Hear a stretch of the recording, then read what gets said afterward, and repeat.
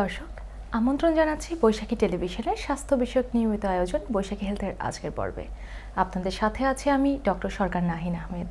আমাদের আজকের এই পর্বের আলোচনার বিষয় পাইলস। পাইলস পায়ুপথের একটি অন্যতম কমন রোগ, যেটি আমরা লজ্জা, শঙ্কা কিংবা সামাজিক মর্যাদাহানির ভয়ে অনেক সময় চেপে যাই, অথবা মনে নানা প্রশ্ন থাকলেও সেই প্রশ্নটি কখনো করা হয়ে ওঠে না। আর আপনাদের এই সমস্ত প্রশ্নের উত্তর দিতে আজকে আমাদের সাথে স্টুডিওতে উপস্থিত আছেন একজন বিশেষ অতিথি, doctor Mohammad Nahid Reza, general laparoscopic ও colorectal surgeon, piles, fissure, fistula এবং অন্ত্রের ক্যান্সার রোগ বিশেষজ্ঞ, এক্স আবাসিক সার্জন, মুগদা মেডিকেল কলেজ ও হাসপাতাল। প্রথমেই চলে যাচ্ছি স্যারের কাছে। আসসালামু আলাইকুম স্যার, স্বাগত জানাচ্ছি আমাদের আজকের অনুষ্ঠানে। কেমন আছেন? ওয়ালাইকুম সালাম, ধন্যবাদ আপনাকে আমাকে পরিচিত করে দেওয়ার জন্য। স্যার, আমাদের যেমনটি বলছিলাম যে আমাদের আজকের পর্বের আলোচনার বিষয় হচ্ছে পাইলস। তো পাইলস নিয়ে প্রথম কোশ্চেনটি যেটি মাথায় আসে সেটি হচ্ছে পাইলস আসলে কি? খুবই গুরুত্বপূর্ণ কোশ্চেন, ধন্যবাদ আপনাকে। পাইলস হচ্ছে আমাদের পায়ুপথের শেষের ভাগের রক্তনালীগুলো ফুলে যাওয়ার কারণে যে ব্লিডিংটা হয় এবং পেইনলেস যে ব্লিডিংটা হয় সেটাকে আমরা সাধারণত বলি পাইলস। এটি কেন হয়ে থাকে? এটা বিভিন্ন কারণ। এটা লাইফস্টাইলটা সবচেয়ে বেশি গুরুত্বপূর্ণ। যেমন সে ফাইবার জাতীয় খাবার কখনোই খাচ্ছে না, তার অনেক কষা পায়খানা এবং বাথরুমে অনেকক্ষণ বসে কোদ দিয়ে পায়খানা করা, প্রেগনেন্সি, খাবার দাবারের মধ্যে অত্যধিক রেড মিট গ্রহণ করা, এগুলি মূলত মেইন কারণ পাইলস হওয়ার। মানে পায়খানাটা শক্ত হলে পাইলস হওয়ার চান্স অনেকখানি বেড়ে যায় এবং বাউল হ্যাবিটটাও একটা গুরুত্বপূর্ণ অংশ এখানে। সে অনেকক্ষণ বাথরুমে বসে থাকে, আজকালকার মানুষরা মোবাইল নিয়ে বসে থাকে, পেপার পত্রিকা পড়ে, কোদ দিয়ে অনেকক্ষণ ধরে পায়খানা করে, সে কারণেও মেইনলি হয়। আচ্ছা, আর এমনিতে কি কোনো এজ গ্রুপ আছে যে এই বয়সী মানুষদের বেশি হয়? সাধারণত একটু বয়স্ক মানুষদের বেশি হয়, কিন্তু ইদানিং আমরা ইয়াং পিপলদের পাচ্ছি যাদের ফুড হ্যাবিট এবং বাউল হ্যাবিটটা খারাপ আর কি। আচ্ছা স্যার, পাইলসের প্রধান লক্ষণগুলো কি কি হতে পারে? পাইলসের 1 নম্বর লক্ষণ যদি বলা হয়, এটাকে বলা হয় ব্যথা ছাড়া রক্তক্ষরণ। তাজা রক্ত পড়বে, রুগীরা বলবে প্যান এর মধ্যে ফোটায় ফোটায় রক্ত পড়ছে। এটা কি বাথরুম করার সময় নাকি এমনিতেও? বাথরুম করার আগেও হতে পারে, বাথরুম করার পরেও হতে পারে, অনেক সময় বাথরুমের সাথেও যায়। Mainly painless. যদি কিছু কমপ্লিকেশন হয় তাহলে সেক্ষেত্রে পেইন থাকতে পারে। রুগীরা বলে প্যানের মধ্যে রক্ত ফোটায় পড়ছে অথবা চিরিক দিয়ে পড়ছে আর কি, চিটে চিটে পড়ছে, ভরে যায় প্যান, ফ্রেশ রক্ত। আচ্ছা স্যার, যেরকমটা রক্তক্ষরণের কথা বললেন, আমরা জানি যে অনেক সময় অ্যানাল ক্যান্সার হলে রক্তক্ষরণ হয় কিংবা অ্যানাল ফিশারে রক্তক্ষরণ হয়। এখন এই রক্তক্ষরণ দেখে একজন রোগী কি রক্তক্ষরণ দেখে ভয় পেয়ে যাবেন যে তিনি ক্যান্সারে আক্রান্ত কিংবা তার পাইলস হয়েছে ভেবে ক্যান্সারের রক্ত বাদ দিবেন? এটা কিভাবে বুঝবেন? এখানে কিছু ডিফারেন্সিয়েটিং পয়েন্ট আছে, মানে পার্থক্য করতে হবে। যদি কারো পায়খানা রাস্তা দিয়ে রক্ত যায়, এটা যদি পেইনলেস হয় এবং তাজা রক্ত হয় তাহলে বুঝতে হবে একদম মুখ থেকে ব্লিডিংটা হচ্ছে, সাধারণত পাইলস থেকে হয়। আর পেইনফুল যদি ব্লিডিং হয়, সাধারণত এটা পায়খানার গায়ের সাথে লেগে থাকবে, অল্প রক্ত যাবে এবং সেটা খুব পেইনফুল হবে, রোগীরা ব্যথা বলবে, সেটা সাধারণত অ্যানাল ফিশারে হয়।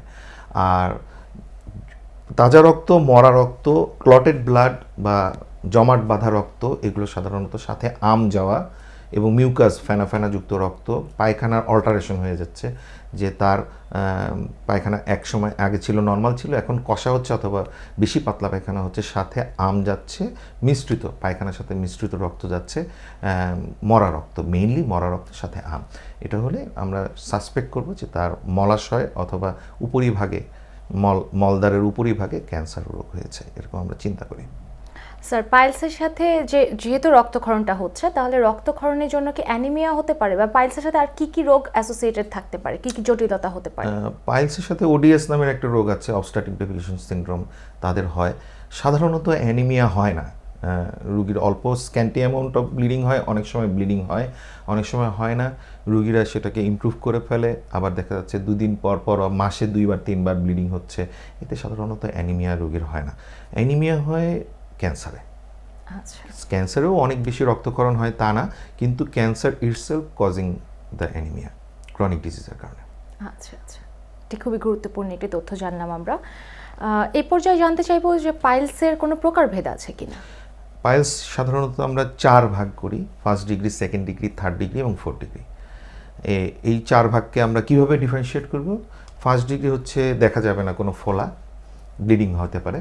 2nd ডিগ্রি ফোলাটা আছে, সেটা বাইরে বের হয়ে আসে, তারপরে ভিতরে চলে যায় অটোমেটিক্যালি। থার্ড যে ডিগ্রিটা সেটা বাইরে অনেকখানি বড় ফোলা, সেগুলো রুগী ম্যানুয়াল রিপোজিশন করতে পারে, ভিতরে আবার ঢুকিয়ে দিতে পারে।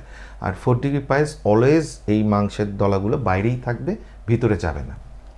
সেক্ষেত্রে রোগীর কিছু কমপ্লিকেশন, পেইনও হইতে পারে। স্যার, যদি এরকম হয় যে কোনো রোগী ভেতরে ঢুকিয়ে দেওয়ার মতো যেই একটা বাড়তি অংশের কথা বললেন, উনি বাড়তি অংশ দেখতে পাচ্ছেন, তখন উনি কীভাবে বুঝবেন যেটা কি রেকটাল প্রোলাপস নাকি পাইলস? মানে বাড়তি অংশ হলেই কি সেটা পাইলস হবে? বাড়তি অংশ মূলত রুগী হাত দিয়ে ধরতে পারবে পুরোটাই।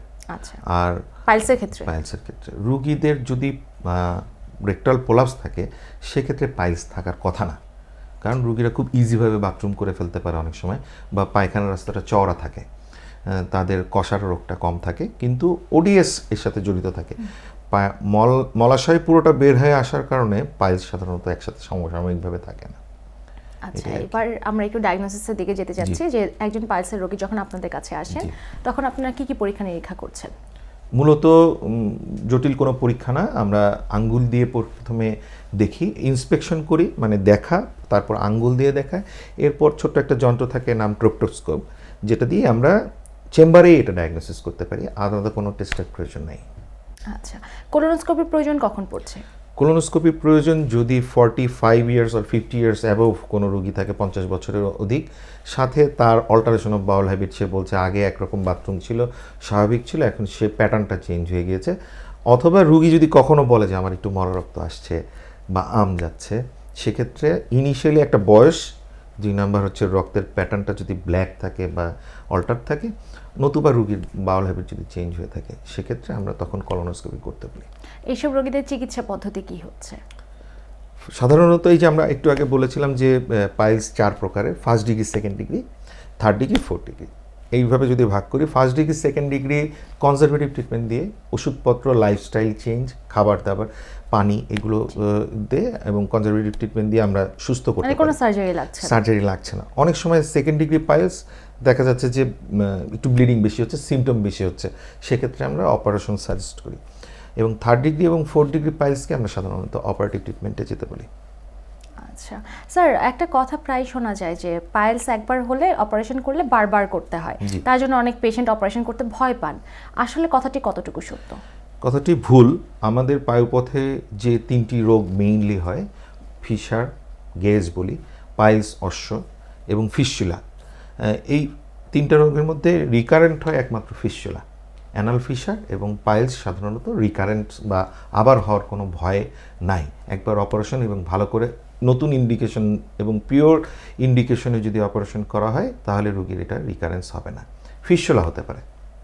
আচ্ছা স্যার, স্টেজ 4-এ গিয়ে যদি সার্জারি করতে হয়, সেক্ষেত্রে রোগীকে সার্জারি পরে কতদিন বিশ্রামে থাকতে হয় বা তখন রোগী মলমূত্র ত্যাগ করবেন কিভাবে? স্টেজ 4টা আসলে একটু জটিল অবস্থা থাকে। এক্ষেত্রে আমরা অত্যাধুনিক পদ্ধতি যেমন লেজার বা লঙ্গো মেশিনের সাহায্যে কাটাছেঁড়া ছাড়া বা অল্প ইয়েতে আমরা অপারেশন করতে পারি না। 4 ডিগ্রি পাইলস সাধারণত আমাদের কেটে করতে হয়। অনেক সময় দেখা যায় যে চতুর্দিকে যদি থাকে, 4 দিকেই যদি থাকে পাইলসটা, একটা ঘড়ির মতো চিন্তা করা যদি হয়, সেক্ষেত্রে আমাদের চতুর্দিকে কাটাটাও কঠিন হয়ে যায়, কারণ অপারেশনের পরবর্তীতে পেশেন্টের ব্যথা বেশি থাকে এবং এটা পায়খানার রাস্তাটা শুরু হয়ে যাওয়ার একটা পসিবিলিটি থাকে। সেক্ষেত্রে আমরা 1/1 বা 2/1 এভাবে অপারেশন করি। রুগীকে তখন বলি যে আপনাদের আরেকবার একটা প্রসিডিউরে যেতে হইতে পারে। তো অনেক সময় দেখা যায় 4 ডিগ্রি পাইলস আমরা একটু চিকিৎসা দিয়ে একটু কমিয়ে নিয়ে তারপরে আমরা ফুল অপারেশন, তখন আধুনিক চিকিৎসাটা লঙ্ঘন করতে পারি কিনা সেটার দিকে আমরা খেয়াল। ধন্যবাদ স্যার। স্যার, এই পর্যায়ে যদি একটু পরামর্শ দিতেন আমাদের দর্শকদের যে তাদের খাদ্যাভ্যাসটা কীরকম পরিবর্তন করলে তারা পাইলস থেকে মুক্ত থাকতে পারে, বা একজন পাইলসের রোগীও। ধন্যবাদ আপনাকে। এটা খুবই গুরুত্বপূর্ণ এবং আমাদের লাইফস্টাইল সাধারণত চেঞ্জ করলে আমরা পাইলস, পায়ুপথের বিভিন্ন রোগ থেকে প্রতিরোধ করা সম্ভব। প্রচুর পরিমাণে 1 নাম্বার পানি খেতে হবে। পানি একজন অ্যাডাল্ট মানুষের 3 লিটার থেকে 3.5 লিটার পানি অবশ্যই খেতে হবে। 2 হচ্ছে ফাইবার কন্টেনিং খাবারটা বেশি করে খেতে হবে। আঁশযুক্ত খাবার, ইসবকুলের ভুসি আমরা খেতে পারি রেগুলার বয়স্ক মানুষদের ক্ষেত্রে। 2 হচ্ছে রেড মিটটাকে আমরা পরিমিত গ্রহণ করব, খাবো ঠিক আছে, কিন্তু আমরা পানিও খেতে হবে প্রচুর পরিমাণে। এবং বাউল হ্যাবিট, পায়খানা করার অভ্যাস। আমাদের নর্মাল পায়খানা করতে 1 মিনিট সময় লাগে, সব কিছু মিলে 2 মিনিট লাগতে পারে পরিষ্কার পরিচ্ছন্নতা করা দিয়ে। এবং এর পরবর্তীতে আমরা যে অনেকক্ষণ বসে থেকে অতিরিক্ত কোদ দিয়ে পায়খানা না করা এবং পায়খানার বেগ পুরোপুরি আসছে তখনই আমরা বাথরুমে যাব। একবার গেলাম আরেকবার ক্লিয়ার করার জন্য আরেকবার কোদ দিলাম, তাহলে সেক্ষেত্রে পাইলস বেশি হওয়ার সম্ভাবনা থাকে। ধন্যবাদ স্যার আমাদের সাথে সম্পৃক্ত হওয়ার জন্য। আপনাকে অনেক ধন্যবাদ এবং ধন্যবাদ বৈশাখী টেলিভিশনকে। দর্শক, আমরা আমাদের অনুষ্ঠানের একেবারে শেষ পর্যায়ে চলে এসেছি। শুনলেন পায়েল সম্পর্কিত নানা প্রশ্নের উত্তর এবং নানা পরামর্শ। আশা করি আমাদের আলোচনা থেকে আপনারা উপকৃত হয়েছেন। আগামী পর্ব দেখার আমন্ত্রণ জানিয়ে বিদায় নিচ্ছি আমি ডক্টর নাহিন। সুস্থ থাকুন, ভালো থাকুন, বৈশাখী টেলিভিশনের সাথেই থাকুন।